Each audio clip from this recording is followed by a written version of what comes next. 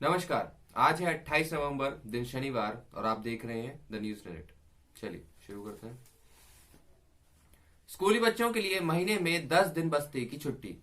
भारी बस्तों का बोझ ढो रहे स्कूली बच्चों को बड़ी राहत मिलने वाली है। महीने में 10 दिन उन्हें बस्ता नहीं उठाना पड़ेगा। यह छूट पहली बार 12वीं तक के विद्यार्थियों को मिलेगी। सरकार ने शिक्षा नीति में स्कूलों में बस्ता रहित दिनों को बढ़ावा देने पर जोर दिया है। इसका पालन अनिवार्य है। इसके मुताबिक इन 10 दिनों में 6वीं से 8वीं तक के कक्षाओं के बच्चों को वोकेशनल ट्रेनिंग कराई जाएगी।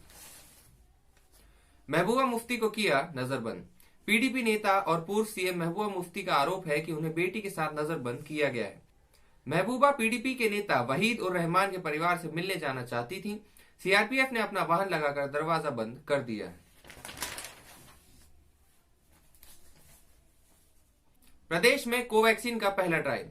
पीपल्स अस्पताल में वैक्सीन के तीसरे फेज का ट्रायल 18 लोगों ने कराया पंजीयन। मध्य प्रदेश में पहली बार कोरोना की दवा कोवैक्सीन का ट्रायल हुआ है। राजधानी भोपाल के पीपल्स मेडिकल कॉलेज में शुक्रवार को 18 लोगों ने रजिस्ट्रेशन कराया। पहले दिन 7 को कोवैक्सीन का टीका लगाया जा सका। बाकी लोगों को शनिवार को टीका लगाया जाएगा। वॉलंटियर की 1 साल तक होगी निगरानी। वैक्सीन ट्रायल के प्रिंसिपल इन्वेस्टिगेटर डॉक्टर राघवेंद्र गुमास्ता ने बताया कि शुक्रवार को जिन 7 वॉलंटियरों को कोवैक्सीन का टीका दिया गया है उन्हें 1 साल तक निगरानी में रखा जाएगा। वॉलंटियर्स को एक नोटबुक दी गई है जिसमें वे अगले 3 महीने तक अपना रूटीन लिखेंगे। इसमें वैक्सीन के असर का एनालिसिस किया जाएगा। इसके आधार पर वैक्सीन का असर पता चलेगा। 2 लाख के पार हुआ संक्रमितों का आंकड़ा। प्रदेश में कोरोना मरीजों की संख्या 2 लाख पार पहुंच गई है। शुक्रवार को 1645 मरीज के साथ संख्या 2,01,597 हो गई। भोपाल में 313 मरीज मिले हैं और 2 की मौत हुई। दिल्ली मार्च। किसानों को राजधानी के बुराड़ी मैदान में प्रदर्शन की मिली अनुमति। सिंधु बॉर्डर पर झड़प। केंद्र सरकार के 3 कृषि कानूनों का विरोध कर रहे पंजाब और हरियाणा के किसानों को आखिरकार शुक्रवार को दिल्ली के बुराड़ी में निरंकारी मैदान पर प्रदर्शन की अनुमति मिल गई है। दिल्ली पुलिस ने इसकी मंजूरी देते हुए शांतिपूर्ण प्रदर्शन की शर्त रखी है। दिल्ली की सीमाओं पर जाम के हालात यथावत है। दिल्ली हरियाणा के सिंधु बॉर्डर तथा टीकरी बॉर्डर पर शुक्रवार को किसानों और पुलिस के बीच में झड़पें हुई। कांग्रेस विधायक आरिफ मसूद की अग्रिम जमानत मंजूर। कांग्रेस विधायक आरिफ मसूद को हाईकोर्ट ने शुक्रवार को जमानत दे दी है। मसूद को 50,000 रुपए के मुचलके पर जमानत मिली है। कोर्ट ने मसूद को निर्देश दिए हैं कि शहर छोड़ने से पहले उन्हें पुलिस को सूचित करना होगा। भोपाल पुलिस के लिए मसूद की अग्रिम जमानत बड़ी नाकामी के रूप में देखी जा रही है, क्योंकि पुलिस 1 महीने से न्यायालय के निर्देश के बाद भी मसूद को पकड़ने में नाकाम रही। कंगना रनौत के बंगले को दुर्भावना से तोड़ा गया। बीएमसी को करनी पड़ेगी भरपाई। अभिनेत्री कंगना रनौत के बंगले का एक हिस्सा तोड़ने के मामले में मुंबई महानगर पालिका को मुंह की खानी पड़ी है। बॉम्बे हाईकोर्ट ने शुक्रवार को बीएमसी के आदेश को रद्द करते हुए कहा कि दुर्भावना से प्रेरित कार्रवाई अभिनेत्री को नुकसान पहुंचाने के लिए की गई है। नुकसान की भरपाई भी बीएमसी को करनी पड़ेगी। कंगना ने याचिका में बीएमसी से 2 करोड़ रुपए के हर्जाने की मांग की थी। अदालत ने कहा है कि वह इसका हिसाब लगाने के लिए किसी को नियुक्त करेगी और अगले साल मार्च तक इस बारे में आदेश जारी होगा।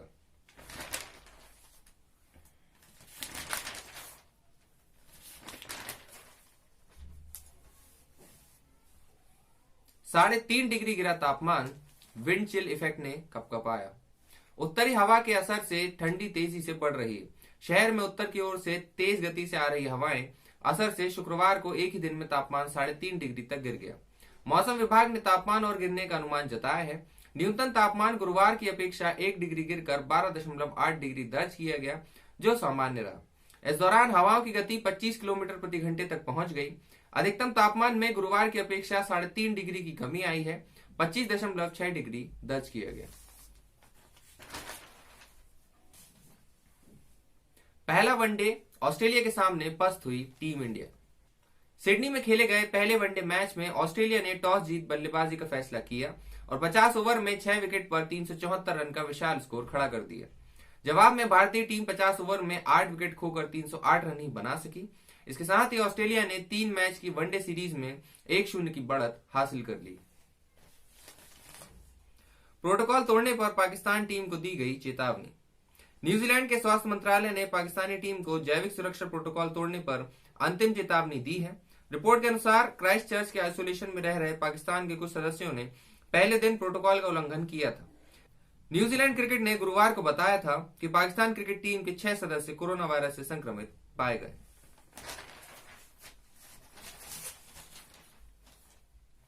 कोरोना काल, दूसरी तिमाही में 7.5% की गिरावट, पहली बार तकनीकी मंदी।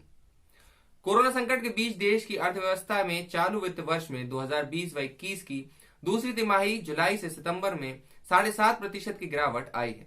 देश की अर्थव्यवस्था को पहली बार तकनीकी मंदी यानी कि टेक्निकल रिसेशन का सामना करना पड़ रहा है। पहली तिमाही में 23.9% की गिरावट दर्ज की गई थी। यह है तकनीकी मंदी। जब किसी भी अर्थव्यवस्था में लगातार 2 तिमाही में सकल घरेलू उत्पाद जीडीपी की वृद्धि की दर नकारात्मक रहती है तो उसे तकनीकी मंदी कहा जाता है। जीएसटी संग्रह अब पहुंच सकता है रिकॉर्ड स्तर पर।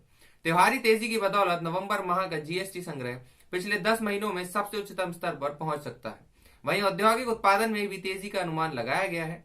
एसबीआई इकोरेप के अनुमान के मुताबिक नवंबर माह का जीएसटी संग्रह 1.08 लाख करोड़ तक पहुंच सकता है, जो इस साल जनवरी के बाद सबसे अधिक होगा। आईआईटी बॉम्बे देश में सर्वश्रेष्ठ संस्थान, अमेरिका का MIT विश्व में शीर्ष पर। भारतीय प्रौद्योगिकी संस्थान आईआईटी बॉम्बे देश का सर्वश्रेष्ठ संस्थान है। इस संस्थान को कॉकरैली साइमंड्स यानी कि QS रैंकिंग 2021 में दुनिया भर के शीर्ष विश्वविद्यालयों में 172वें स्थान पर रखा गया है। हालांकि शीर्ष 100 में कोई भी भारतीय संस्थान शामिल नहीं हो सका। देश के कुल 8 संस्थानों ने शीर्ष 500 में अपनी जगह बनाई है। QS वर्ल्ड यूनिवर्सिटी रैंकिंग 2021 में अमेरिका का मैसेच्यूसेट्स इंस्टीट्यूट ऑफ टेक्नोलॉजी यानी कि MIT शीर्ष पर है।